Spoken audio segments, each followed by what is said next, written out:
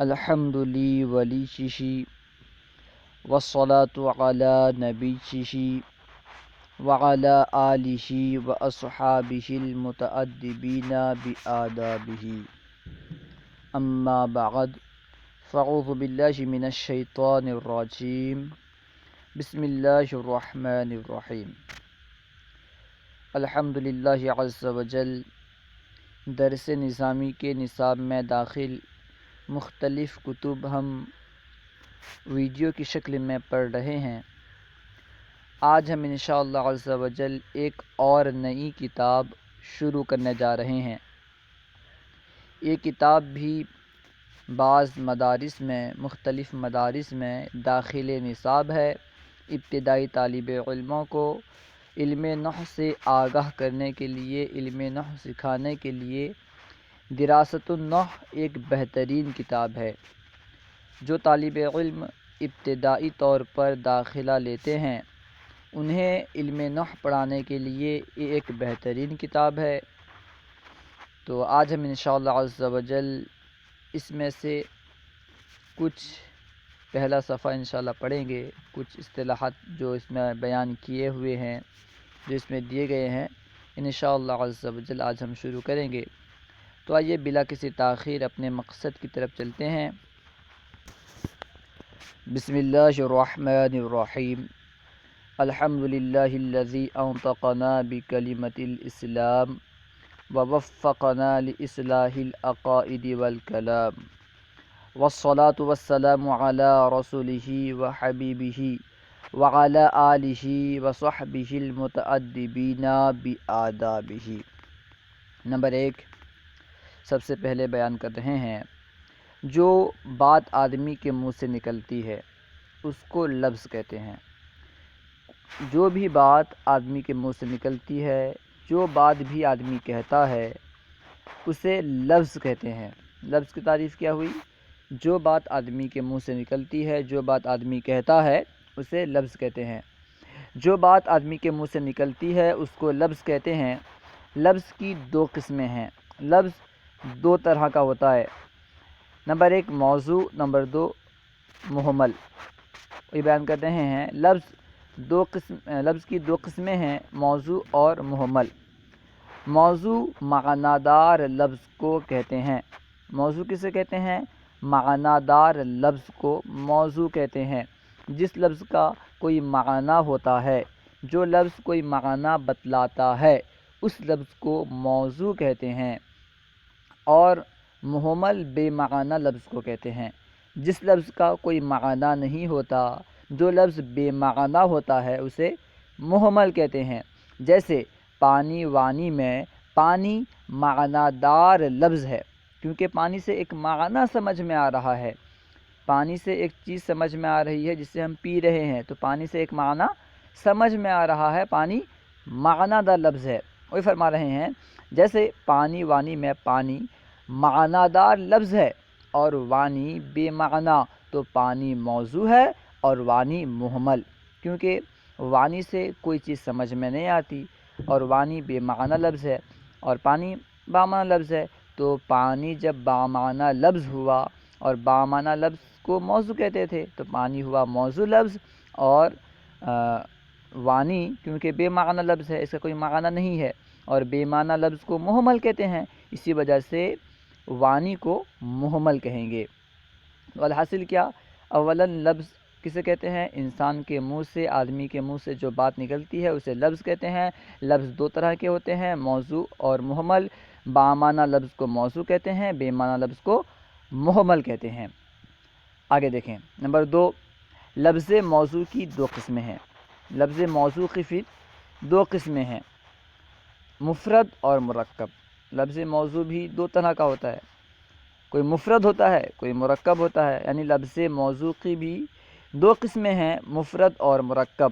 اب مفرد کسے کہتے ہیں، مرکب کسے کہتے ہیں، تعریف بیان کر رہے ہیں۔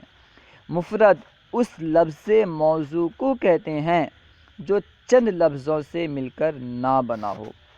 جو لفظ موضوع چند لفظوں سے مل کر نہ بنا ہو اسے مفرد کہتے ہیں۔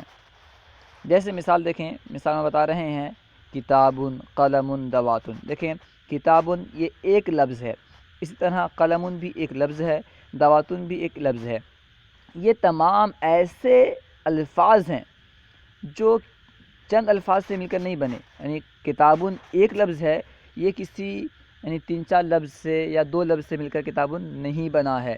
اسی طرح قلم بھی 2 یا 2 سے زائد الفاظ سے مل کر نہیں بنا ہے، بلکہ قلم ایک ہی لفظ ہے۔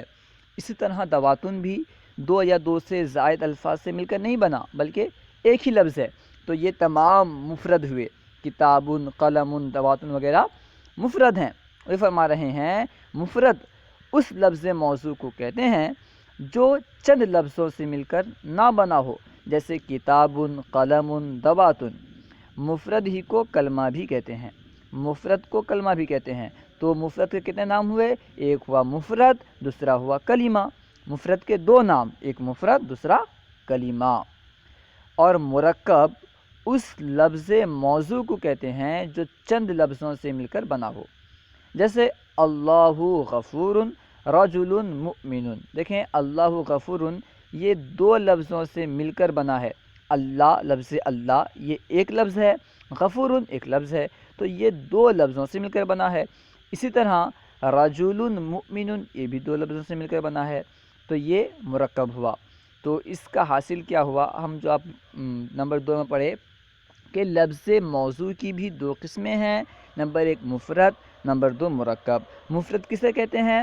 جو لفظ موضوع کسی دوسرے لفظ سے یعنی چند الفاظ سے مل کر نہ بنا ہو۔ لفظ موضوع کی 2 قسمیں ہیں، جو لفظ موضوع چند الفاظ سے مل کر نہ بنا ہو اسے مفرد کہیں گے اور اسے کلمہ بھی کہیں گے، اور جو لفظ موضوع چند الفاظ سے مل کر بنا ہو اسے مرکب کہیں گے۔ جو لفظ موضوع چند الفاظ سے مل کر نہ بنا ہو اسے مفرد کہیں گے، اور اسی کو مفرد ہی کو کلمہ بھی کہتے ہیں، اور جو چند الفاظ سے مل کر بنا ہو اسے مرکب کہیں گے۔ نمبر 3 زمانے 3 ہیں، یعنی جو زمانے ہیں، زمانے کل 3 ہیں۔ کیا کیا ہیں؟ آگے بیان کر رہے ہیں، ماضی، حال اور مستقبل۔ زمانے کل 3 ہیں، ماضی، حال، مستقبل۔ اب سوال ہو رہا ہے کہ ماضی کسے کہتے ہیں، حال کسے کہتے ہیں، مستقبل کسے کہتے ہیں؟ مصنف آگے کی تعریف بیان کر رہے ہیں۔ ماضی گزرا ہوا زمانہ، جیسے امسی، گزرے ہوئے زمانے کو ماضی کہتے ہیں۔ جو زمانہ گزر چکا ہے، جو زمانہ چلا گیا ہے اسے کہتے ہیں ماضی، یعنی جو زمانہ بیت گیا ہے، چلا گیا ہے، گزر گیا ہے اسے ماضی کہتے ہیں۔ جیسے امسی، امسی کا معنی ہے گزشتہ کل، تو یہ گزرا ہوا زمانہ ہو گیا، جو کل گزرا ہوا کل ہے یہ گزر چکا ہے نا، تو یہ گزرا ہوا زمانہ ہوا، اسے کہیں گے ماضی۔ ماضی یعنی گزرا ہوا زمانہ۔ حال یعنی موجودہ زمانہ، جیسے الوقت، الیوم۔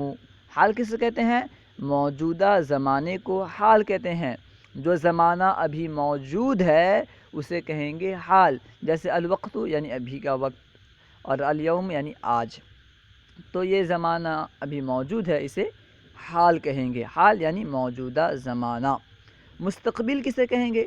مستقبل آنے والا زمانہ، جیسے الغد۔ مستقبل کہیں گے آنے والے زمانے کو، جو زمانہ آنے والا ہے، آئندہ کل یا پرسوں یا آئندہ پیر، جو بھی آنے والا زمانہ ہے اسے کہیں گے مستقبل۔ مستقبل آنے والا زمانہ، جیسے غد، الغد یعنی آنے والا کل۔ تو اس کا حاصل کیا ہوا نمبر 3 کا کہ زمانے کل 3 ہیں، ماضی، حال، مستقبل۔ ماضی گزرا ہوا زمانہ، حال موجودہ زمانہ، اور مستقبل آنے والا زمانہ۔ نمبر 4 کلمے کی 3 قسمیں ہیں۔ کلمے کی 3 قسمیں ہیں، ہم پڑھ چکے ہیں کہ مفرد کو یعنی جو لفظ موضوع کی 2 قسمیں تھیں، مفرد اور مرکب۔ مفرد کو کلمہ بھی کہتے تھے، اور کلمے کی اب یہاں پہ اقسام بیان کر رہے ہیں، یعنی ایسے لفظ موضوع کی جو مفرد ہو۔ تو کیونکہ جو لفظ موضوع مفرد ہوتا ہے اسی کو کلمہ کہتے ہیں، اور یہاں پہ کلمے کی اقسام بیان کر رہے ہیں۔ دیکھیں کلمے کی 3 قسمیں ہیں، کیا کیا ہیں؟ اسم، فعل، حرف۔ کلمے کی 3 قسمیں ہیں، اسم، فعل، حرف۔ اب ہر ایک کی تعریف بیان کر رہے ہیں کہ اسم کسے کہتے ہیں، فعل کسے کہتے ہیں، حرف کسے کہتے ہیں۔ اسم اس کلمے کو کہتے ہیں جو اپنا معنی بتانے میں دوسرے کلمے کا محتاج نہ ہو اور اس کلمے سے معنی کے ساتھ اس کا زمانہ معلوم نہ ہو۔ یعنی جو کلمہ اپنا معنی بتانے میں دوسرے کا محتاج نہ ہو، غیر کا محتاج نہ ہو اور اس کلمے سے معنی کے ساتھ کوئی زمانہ بھی معلوم نہ ہو، اس کلمے سے بس معنی ہی معلوم ہو اور اس معنی کے ساتھ کوئی زمانہ معلوم نہ ہو تو اسے کہیں گے اسم۔ تو اسم کی تعریف کیا ہوئی کہ جو کلمہ اپنا معنی خود بتائے اور اس میں زمانہ نہ پایا جائے۔ آسان تعریف اس طرح یاد رکھیں، جو کلمہ اپنا معنی خود بتائے اور اس میں زمانہ نہ پایا جائے۔ جس نے کتابن دیکھیں، کتابن کا ایک معنی سمجھ میں آ رہا ہے جس سے ہم پڑھتے ہیں، لیکن اس میں کوئی زمانہ نہیں ہے تو کتابن کیا ہے؟ اسم۔ فعل، فعل کسے کہتے ہیں؟ فعل اس کلمے کو کہتے ہیں جو اپنا معنی بتانے میں دوسرے کلمے کا محتاج نہ ہو اور اس کلمے سے معنی کے ساتھ اس کا زمانہ بھی معلوم ہو۔ فعل اس کلمے کو کہیں گے جو اپنا معنی بتانے میں دوسرے کا غیر کا محتاج نہ ہو اور اس کلمے کے معنی کے ساتھ اس کا زمانہ بھی سمجھ میں آئے، اس کے ساتھ ایک زمانہ بھی معلوم ہو۔ کلمے کا جو معنی ہے وہ تو معلوم ہوگا ہی، اور کلمے کے معنی کے ساتھ ساتھ ایک زمانہ بھی معلوم ہو تو اسے کہیں گے فعل۔ جیسے ذہبہ یعنی گیا وہ ایک مرد، دیکھیں یہاں پہ گیا وہ ایک مرد، تو جانے کے معنی کے ساتھ ساتھ گزرا ہوا زمانہ بھی سمجھ میں آ رہا ہے کہ یہ فعل یعنی جانے کا فعل پہلے ہو چکا ہے، یہ بھی سمجھ میں آیا ہے۔ کیوں؟ ہم نے کیا کہا؟ ذہبہ، گیا وہ ایک مرد، یعنی وہ جا چکا ہے، اس سے زمانہ بھی سمجھ میں آ رہا ہے۔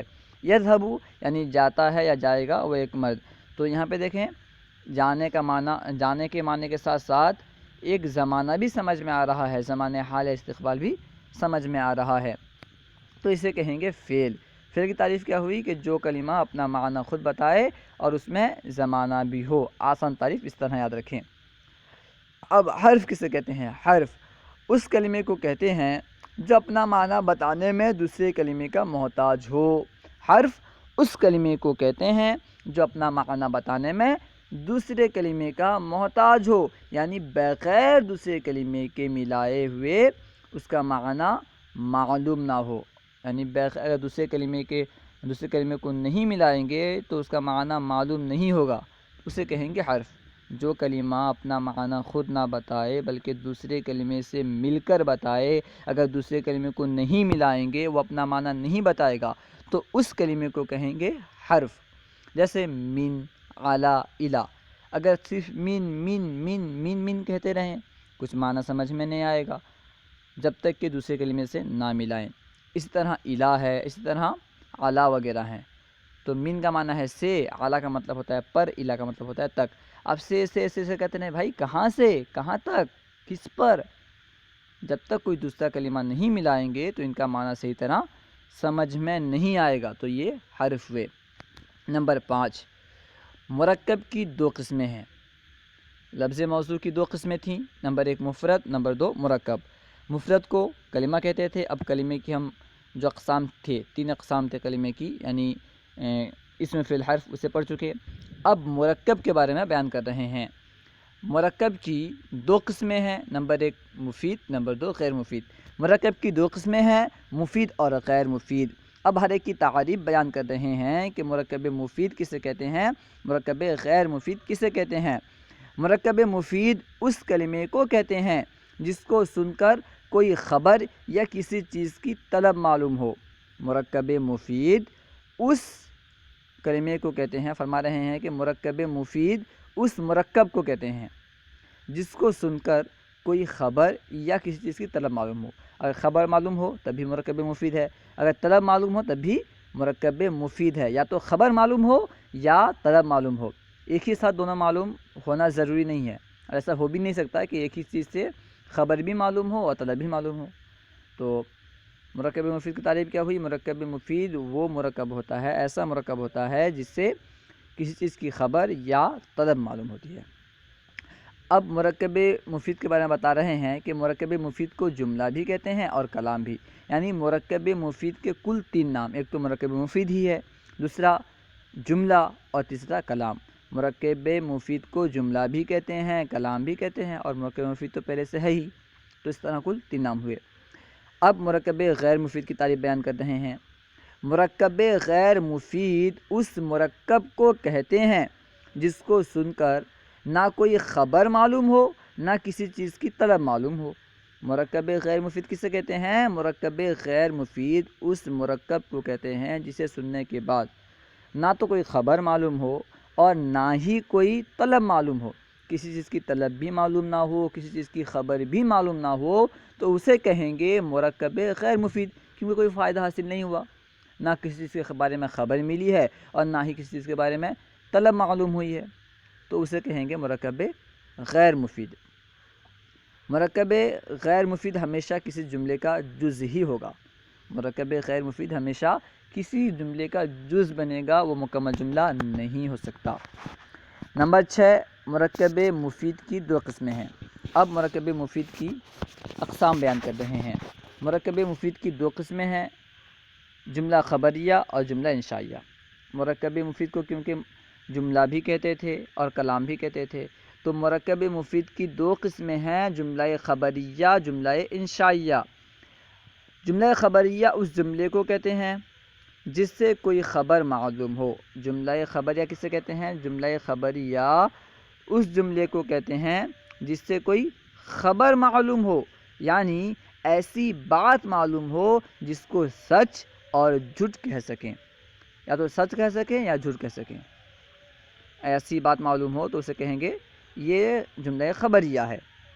جیسے مثال دیکھیں، جیسے زید ضارب ذهب بکر، زید ضارب دیکھیں اس کا معنی ہے زید جانے والا ہے، ذهب بکر بکر گیا، تو ہم اس جملے کو جھوٹا بھی کہہ سکتے ہیں، سچا بھی کہہ سکتے ہیں۔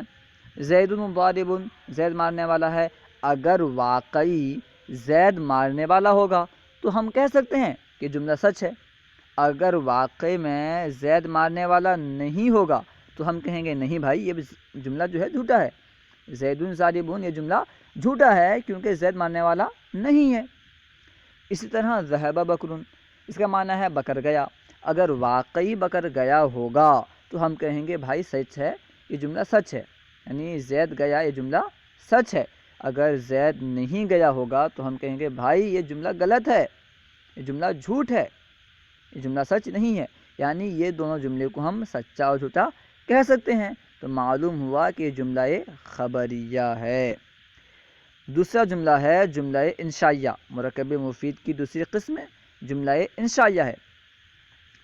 جملہ انشائیہ اس جملے کو کہتے ہیں جس سے کسی چیز کی طلب معلوم ہو، جس جملے سے کسی چیز کی طلب معلوم ہو اسے جملہ انشائیہ کہیں گے، یعنی ایسی بات معلوم ہو جو نہ سچ ہو سکتی ہے اور نہ جھوٹ۔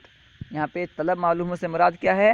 ایسی بات معلوم ہو جو بات جس بات کو نہ ہم سچ کہہ سکتے ہیں اور نہ ہی جھوٹ کہہ سکتے ہیں، ایسی بات اگر معلوم ہوگی تو اسے کہیں گے جملہ انشائیہ۔ جیسے مثال دیکھیں، اطیعوا الرسول لا تکفر، اطیعوا الرسول یعنی رسول صلی اللہ تعالی علیہ وسلم کی اطاعت کرو۔ یہاں پہ حکم دیا جا رہا ہے کہ تم رسول صلی اللہ تعالی علیہ وسلم کی اطاعت کرو، تھوڑی ہم اسے کہہ سکتے ہیں بھائی تم جھوٹے ہو، تم سچے ہو۔ ارے بھائی حکم دیا جا رہا ہے کہ تم رسول صلی اللہ تعالی علیہ وسلم کی اطاعت کرو، اطاعت کا حکم دیا جا رہا ہے، خبر تھوڑی دی جا رہی ہے کہ تم کہو کہ سچے ہو یا جھوٹے ہو، تو حکم میں سچا جھوٹا کہنے کی گنجائش نہیں ہے۔ اس سے معلوم ہوا کہ جملہ یہ جو ہے اطیعوا الرسول، یہ جملہ خبریہ نہیں بلکہ جملہ انشائیہ ہے۔ اسی طرح دوسرا جملہ ہے لا تکفر، تو کفر نہ کر، لا تکفر یعنی کفر نہ کر، یہاں کفر سے روکا جا رہا ہے، تو یہاں ہم کیسے کہہ سکتے ہیں کہ آپ سچے ہیں، آپ جھوٹے ہیں؟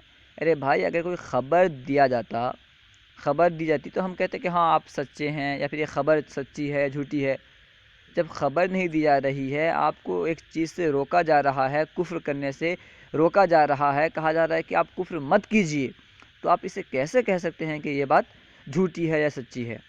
تو جب اسے ہم جھوٹا یا سچا نہیں کہہ سکتے تو معلوم ہوا کہ جملہ انشائیہ ہے۔ صلو علی الحبیب صلی اللہ تعالی علی محمد اللہ و رسولہ اعلم۔